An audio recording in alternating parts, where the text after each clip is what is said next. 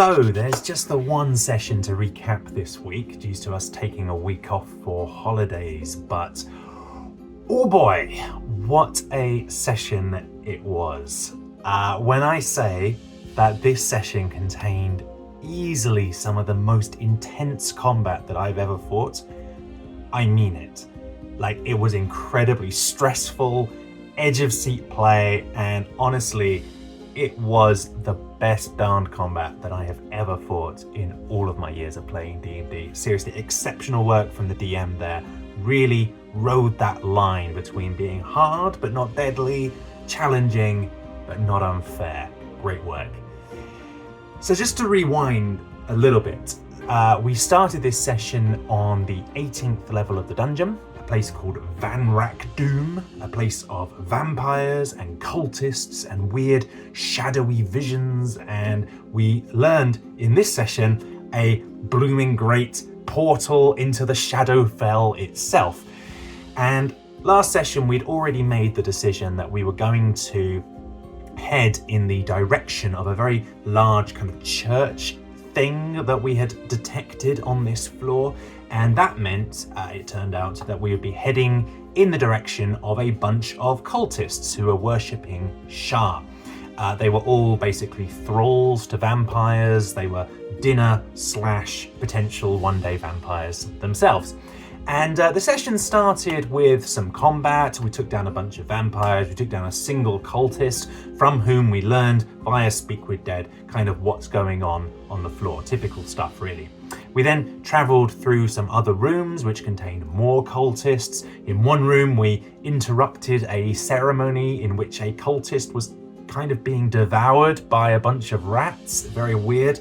In another room, we found this large dining table, which was clearly some sort of feeding room for vampires. There was the corpse of an exsanguinated elf lying on the table. Vampires are very messy eaters. In another room, we encountered a vision of Vanrak, the man after whom the floor was named, and he's going crazy in the vision. He's kind of waving this magical sword around, and he's going, "What do we have to fear from the darkness, you and I? The Undermountain is where we belong, and together we shall see the Moonstar name elevated to glorious heights," and blah, blah, blah, blah, blah. So anyway, thanks to us speaking with these cultists and experiencing these visions and rolling very well on religion checks and history checks, we basically learned everything that there is to learn about this floor. Seriously, we had this massive lore dump, but it was good lore. I like it. So from this, we learned that this shadowy dragon that we keep seeing on this floor, his name is Umbraxakar, and he used to be a good bronze dragon who was named Glista.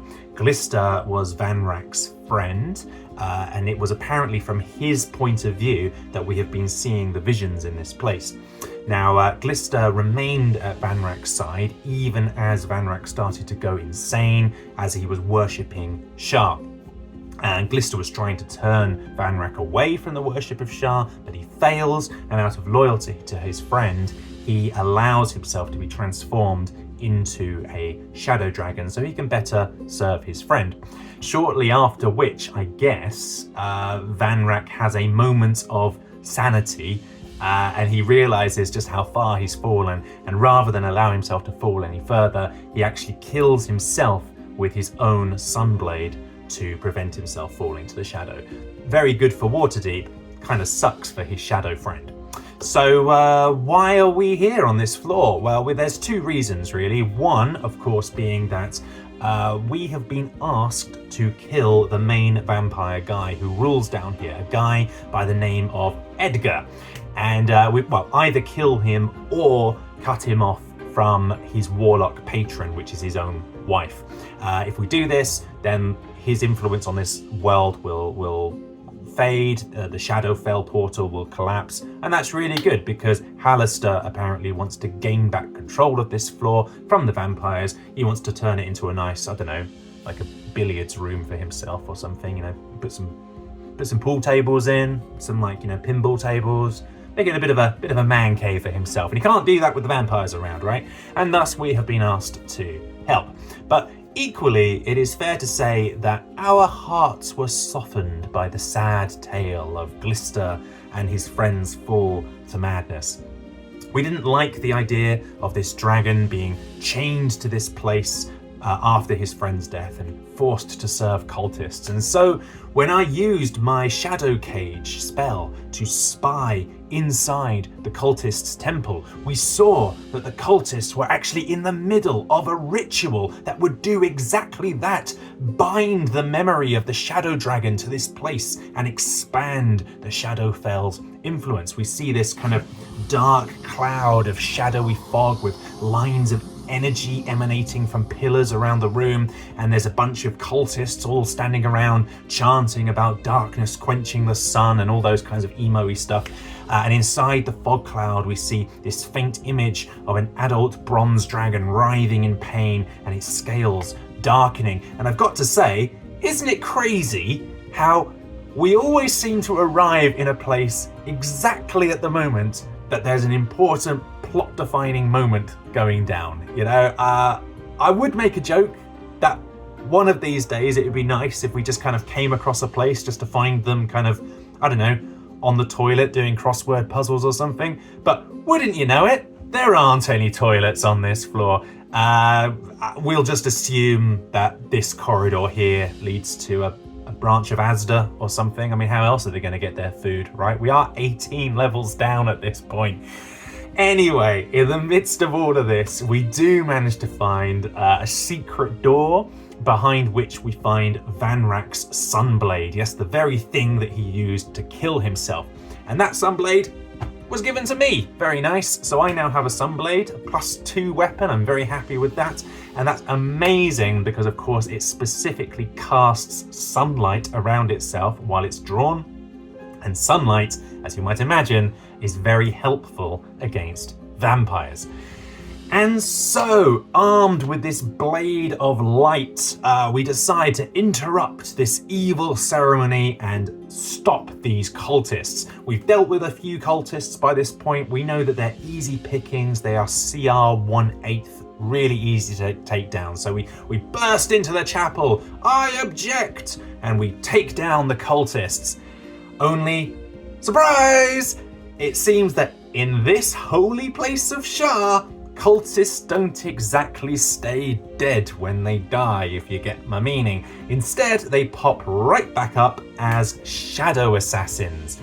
So what starts out as a very easy fight against 6 CR 1/8 cultists rapidly turns into an incredibly difficult battle against 6 CR 9 shadow assassins. And there were only 3 of us at the table in this session. And these shadow assassins, not only are they tough as nails, not only are they resistant to like half the damage types in the game, like acid, cold, lightning, fire, like you name it, they're immune to necrotic, immune to poison, immune to non-magical slashing and bludgeoning and blah, blah, blah, blah, blah. Really tough as nails. Not only this, but every single time they hit you, they reduce your strength score by 1d4. And for me, as a strength 20 fighter, that's a minor inconvenience. I mean, yeah, it's annoying because like I'm literally getting worse at fighting as the fight continues because I am a strength-based fighter. That's annoying.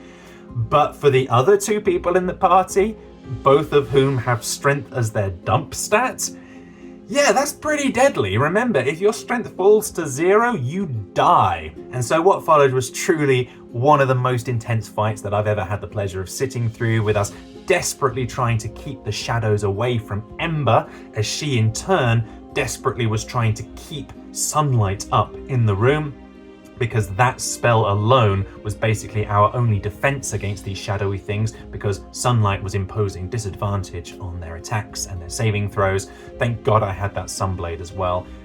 Together, between us all, we were able to deal with the threat just by the skin of our teeth. I think Ember's strength score was like 2 by the end. Like one more hit, she would have gone down forever. But get out we did. You know, the ritual was stopped, the shadow cloud faded, and we did indeed prevent the Shadowfell's influence from expanding. So next session, I guess we're going to be heading into the Shadowfell itself to see if we can finally speak to Edgar and deal with this whole mess once and for all. We have a bronze dragon that we need to save. One of the guys in our party used to be a bronze dragonborn, so I'm sure they're going to be keen to make sure that that happens. Yeah, so it's going to be a lot of fun. But in the meantime, if you've enjoyed this video, please do remember to like it, subscribe, comment on it, all of that good YouTubey stuff. And in the meantime, I'll be back in 2 weeks to let you know if we're still alive or not. That's always fun to see, isn't it? So yeah, take care. Bye-bye.